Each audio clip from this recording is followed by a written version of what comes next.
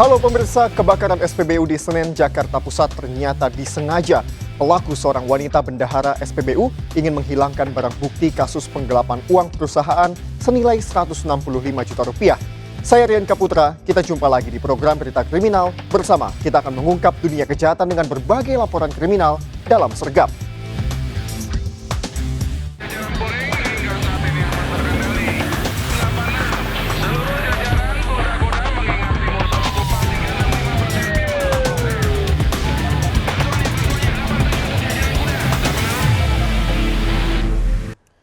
Pemirsa, kepanikan terjadi saat Mapolresta Banjarmasin terbakar. Sejumlah barang bukti dan berkas penyidikan hangus. Penyebab kebakaran diduga akibat korsleting listrik.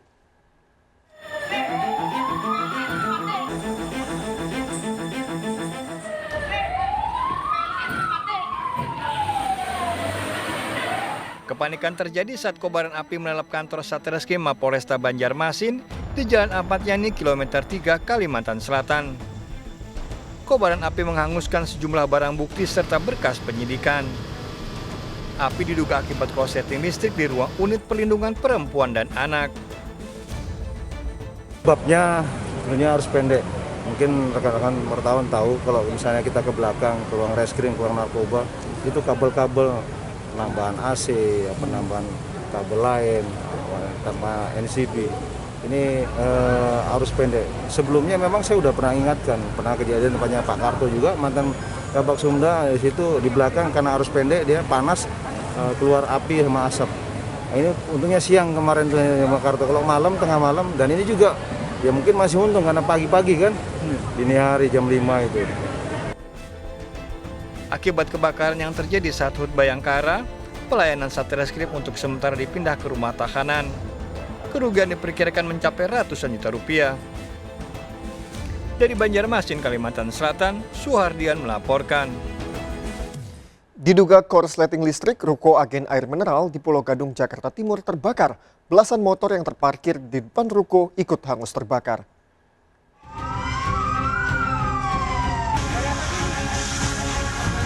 Kobaran api melalap habis ruko agen air mineral di Jalan Langit-Langit Kayu Putih, Pulau Gadung, Jakarta Timur. Belasan sepeda motor yang terparkir di depan ruko juga habis terbakar.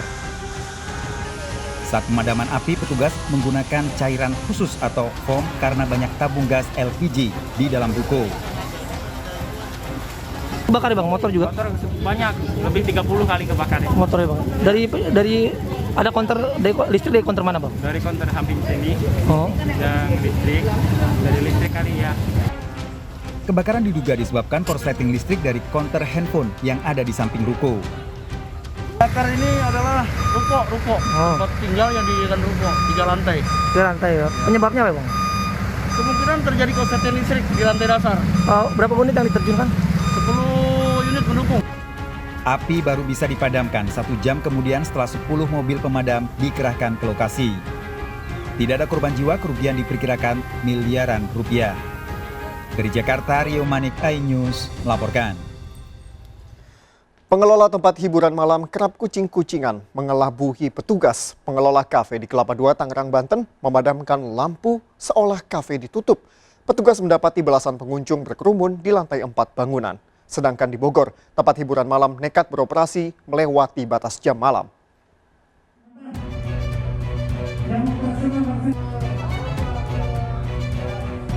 Sejumlah kafe dan tempat hiburan malam di Kota Bogor, Jawa Barat dirazia karena nekat beroperasi melanggar jam operasional sesuai pemberlakuan pembatasan kegiatan masyarakat atau PPKM. Selain itu, pengunjung kafe berkerumun dan tidak menetapkan jaga jarak. Begitu juga yang terjadi di lapangan futsal. Puluhan pemuda yang menyewa tempat tersebut tidak memakai masker. Tempat hiburan malam melanggar jam operasional. Kita yang pertama tadi kita denda dan langsung disegel karena itu yang kedua gitu. Sekali lagi pelanggaran bisa dikenakan sanksi penutupan atau pencabutan izin usahanya. Di tempat yang kedua juga tadi kita langsung denda. Sementara itu, petugas juga merazia kafe di kawasan Kelapa II, Kabupaten Tangerang, Banten. Dari luar kafe terlihat gelap, lampu dipadamkan, namun petugas mendapati belasan pemuda nongkrong di lantai 4 bangunan. Para pemuda ini tidak memakai masker dan tidak menjaga jarak. Dua pemuda bahkan didapati bersembunyi di bawah tempat penumpungan air untuk menghindari razia. Karena melanggar, petugas memberikan hukuman push up agar jera. Pengelola kafe yang mengelabui petugas dengan memindahkan pengunjung ke bagian atap kafe dan melanggar jam operasional diberi surat peringatan. Di atas itu dalam keadaan gelap, ternyata saat kita cek ke atas itu masih banyak ya anak-anak yang nongkrong di situ, baik bermain game atau sekedar ngobrol. Sanksi yang diberikan apa Pak? Tadi sanksi yang diberikan yang pertama dari Satpol PP Kecamatan Kelapa II, KTP ditahan. Razia akan terus dilakukan untuk mengantisipasi klaster baru penularan COVID-19. Tim Liputan melaporkan. 5 hari menjalani isolasi mandiri, seorang wanita paruh baya meninggal dunia di rumahnya di Sawah Besar, Jakarta Pusat. Nyawa korban tak tertolong lantaran memiliki komorbid penyakit jantung dan diabetes.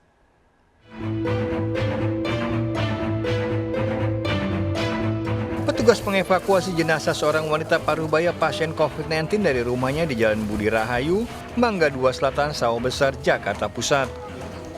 Nyawa wanita paruh baya ini tak tertolong setelah 5 hari menjalani isolasi mandiri. Korban diketahui memiliki penyakit penyerta seperti jantung dan diabetes. Untuk RW 9 sendiri itu ada di zona oranye.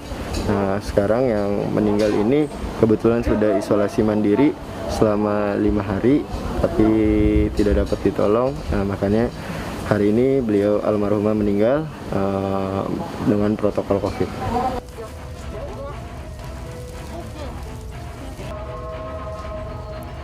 Usai disolatkan, jenazah dibawa ke Balaraja Tangerang untuk dimakamkan. Dari Jakarta, Rani Sanjaya melaporkan. Dalam 1 hari, 2 pasien COVID-19 di Kelurahan Bojongnangka, Tangerang, Banten meninggal saat isolasi mandiri di rumah. Ironis, banyak warga jalani isolasi mandiri di rumah akibat penuhnya kapasitas rumah sakit rujukan COVID-19.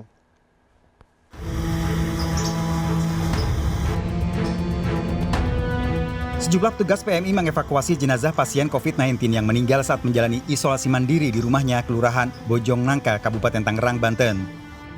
Dalam 1 hari, 2 pasien COVID-19 warga Kelurahan Bojongnangka meninggal saat isolasi mandiri. Kami koordinasi ke dinas terkait. Kebetulan kalau meninggal di rumah itu kami koordinasi dengan pihak PMI Kabupaten Tangerang. Kemudian jenazah dijemput di Pulasara di RSUD Balaraja, kemudian dijemput dengan Dinas Pemakaman Kabupaten Tangerang. Kedua jenazah COVID-19 dievakuasi petugas PMI Kabupaten Tangerang ke RSUD Balaraja untuk dilakukan pemulasaran jenazah COVID-19 dan dimakamkan. Dari Tangerang, Banten, Aimarani, iNews melaporkan. Seorang wanita yang berboncengan motor dengan temannya di Cikarang, Bekasi, Jawa Barat tiba-tiba kejang. Warga sempat takut menolong karena khawatir terpapar virus corona.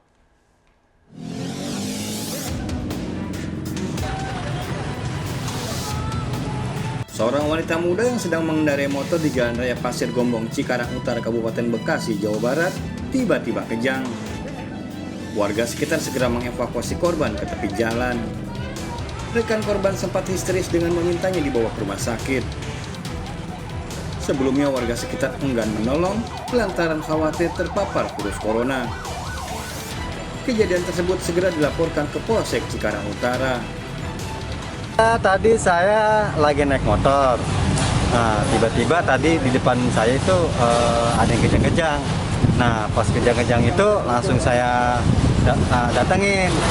Nah, pas saya datengin posisi udah kaku. Pokoknya posisinya itu yang udah benar-benar kejang, udah nggak bisa berbuat apa-apa. Nah, dia tuh ada berdua, dia boncengan sama temennya.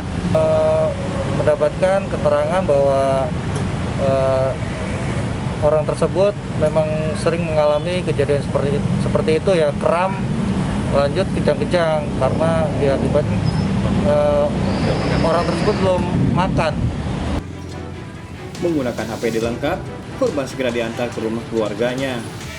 Belum diketahui penyebab kejangnya korban. Dari Kabupaten Bekasi, Jawa Barat, Didit Junaidi melaporkan. Diduga akibat remblong, sebuah truk kontainer menabrak truk kontainer lainnya saat baru keluar dari gudang di Medan, Sumatera Utara. Proses evakuasi sopir truk yang terjepit berlangsung dramatis.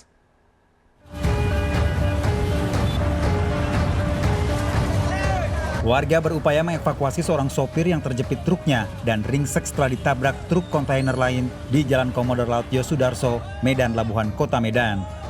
Kecelakaan berawal saat truk yang dikemudikan korban datang dari arah Medan akan menuju ke gudang penyimpanan truk. Truk diduga mengalami remblong hingga menabrak truk lain yang akan keluar dari gudang penyimpanan truk. Akibatnya, sopir truk mengalami patah kaki dan luka di bagian dada. Pengen kering lagi, remnya belum. Remnya belum ya? Remnya belum. Nabrak lah. Nabrak ya? Jepit aja deh. Jepit ya? Siapa yang duluan masuk bang, kepala? Hah? Siapa yang kepala? Ini, kepala itu belum masuk udah. Dia kan dari sana. Oh iya. Masuk, cuma mau ngerem, nggak bisa. Sopir truk dibawa ke rumah sakit terdekat untuk mendapat pertolongan. Dari Medan, Sumatera Utara, Yuda Bahar, iNews melaporkan. Pemirsa, seorang pengendara motor di Bekasi, Jawa Barat menjadi korban begal yang dilakukan 3 orang pelaku bersenjata tajam. Aksi pelaku merampas sepeda motor korban terekam CCTV.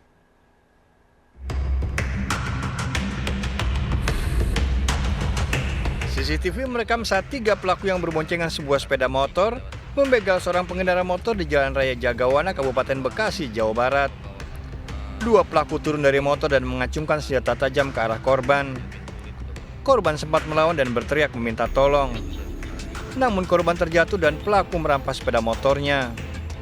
Seorang warga sempat mendengar teriakan korban meminta tolong, namun takut keluar rumah. Kan berbunyi terus tuh, ngegonggong terus. Nah terus ayahnya bangun keluar rumah. Nah terus itu dia ngeliat anak muda 3 orang bawa motor berhenti di depan gerbang saya. Nah terus kata ayahnya, ini nama ayahnya, woi digituin kan. Nah terus pergi anak mudanya. Tuh itu nggak tahu itu ada pembegalan di sini. Nah itu saya taunya dari CCTV saya. Warga berharap polisi melakukan patroli rutin karena lokasi kejadian rawan kejahatan. Dari Kabupaten Bekasi, Jawa Barat, Didit Junaidi melaporkan. Jangan sekali-sekali menggunakan handphone di pinggir jalan karena menjadi incaran pelaku kejahatan. Seorang juru parkir di Sawah Besar, Jakarta Pusat nyaris menjadi korban penjamretan yang dilakukan 4 pelaku mengendarai 2 sepeda motor. Pelaku nekat beraksi siang hari saat situasi ramai.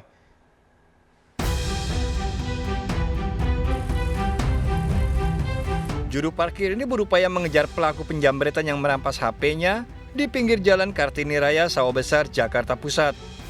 2 pelaku yang berboncengan sepeda motor kabur ke arah Jalan Mangga Besar. Meski kedua pelaku lolos, namun HP korban terjatuh hingga bisa diselamatkan. Diduga pelaku berjumlah 4 orang ini berboncengan 2 sepeda motor.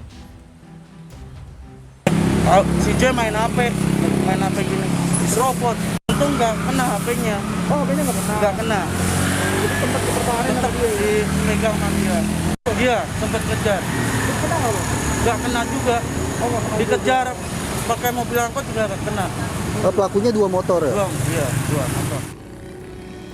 Dari peristiwa ini diingatkan agar selalu waspada dengan tidak menggunakan HP saat di jalan. Dari Jakarta, Rani Sanjaya melaporkan.